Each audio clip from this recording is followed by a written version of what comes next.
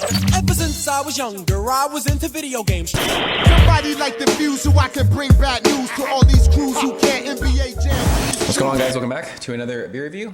Continuing our No Buy November, inspired by Kyle over at No Hype Beer Reviews. If you guys are not familiar, No Buy November is where you make a pledge to not buy new beer in the month of November and kind of work through your cellar, drinking beers that you've been sitting on. So I actually got a text this evening on my way home from my buddy Scott saying he had heard that the first Thursday in November was National Stout Day. I have no idea if that's true, and I really don't care. I'm just going to say it is. And we're going to drink a stout that's been sitting, actually hasn't been sitting that long. I got this a little while ago, but haven't drank it yet. And this is a collaboration, two of my favorite breweries in Southern California, Modern Times and Horus Aged Ales, and it is Doomhawk. And that label art is amazing, as per usual with Modern Times. Best label art, best merchandise, best everything in the game, for my money. This is a 11% alcohol by volume Imperial Stout with coconut and vanilla. Modern Times, they're expanding. They're everywhere now. Started in San Diego, down by Sports Arena, tasting room in North Park. They went up to Portland. They're in Santa Barbara now. They're in Encinitas. They're getting ready to open in Oakland, Anaheim. They're everywhere. It's crazy. And then Horus is in Oceanside. People always ask when I review Horus beers, there's not actually like a tasting room or anything. So if you're coming to San Diego to visit, that's not a spot you can visit to have beer, unfortunately. Not yet anyways. So, I mean, both these breweries do amazing stouts. I'm guessing this is going to be no different. So this is probably going to be pastry AF. Coconut and vanilla are two of my favorite adjuncts when it comes to stouts. We're going to use our Horus glassware because this glass is freaking awesome. And let's get into this one. This is like glugging super thick. In this bright light, I mean, you can see through this beer, but that looks super thick. No head on that guy. Oops. Let's move this over here. I'm trying to figure out like the best place to sit. It's tough out here, but whatever. I need a different table to sit at. I'm not digging sitting at this red tent anymore. I used to, but not anymore. Pitch black in the glass. There is like a half a finger of crazy mocha, like khaki head. I mean, it looks absolutely fantastic in that glassware. We always say proper glassware makes beer taste better. If you don't believe me, try it. 11% when we swirl this. Oops. There's alcohol legs. 4 days. We just spilled that. So yeah, let's shove our nose in this one, see what she's got. Happy Stout Day if that's a thing. Who knows? Let's just pretend that it is no matter what. Wow. It smells sweet. I mean, this is definitely, like we said, it's a pastry stout. This is sweet chocolate. It almost smells like melted Hershey's chocolate. But that vanilla, it smells like real vanilla. It doesn't have that crazy alcoholic vanilla extract kind of a thing. It smells like straight, like you cut open vanilla beans and smelled that.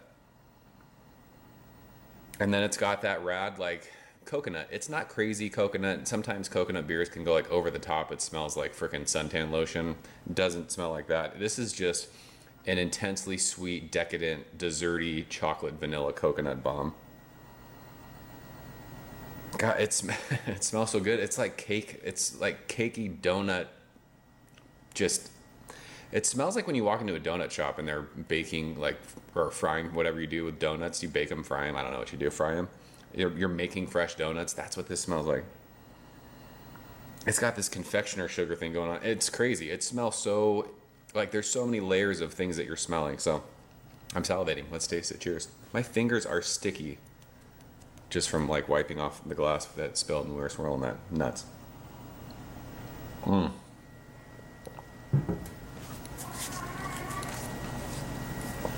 That is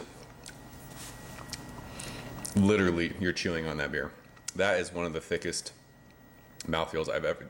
That's insane. It's like, it's almost like drinking maple syrup, like that thickness. That's nuts. This beer is fucking stupid.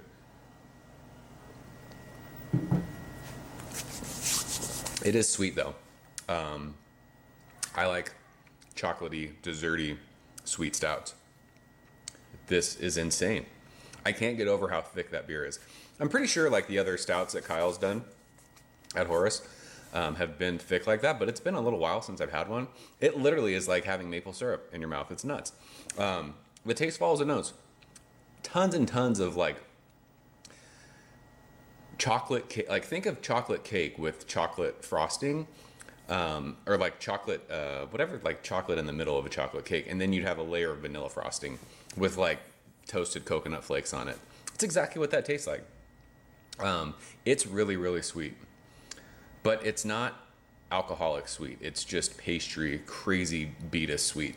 I mean, I imagine this, I don't know if I'll be able to finish all of this. It's just 22 ounce. So, I mean, we can talk about that too. 22 ounce format for this. This is a beer for sharing. Unfortunately, I don't have anyone to share this with. So we're probably going to have to power through this. It's going to be tough to finish this because it's so damn sweet, but it is fucking delicious. A beer like this, I mean, a 6 ounce pour is probably plenty. We're going to see how we do. But it's just so crazy how, I mean, my lips taste like vanilla and chocolate and coconut. My tongue, it's just like coated, like I said, I know I keep coming back to this, but like maple syrup thickness is just coating my tongue. And for 11%, it doesn't taste, you don't taste alcohol. There's a little bit of warmth in my chest as I've been talking to you guys, but it doesn't burn. It's not fusel. It's nothing like that. If you like desserty pastry stouts, this is your wheelhouse. You should trade for this. I think this was pretty, like, I want to say it was like 6 or 8 per person when they released this.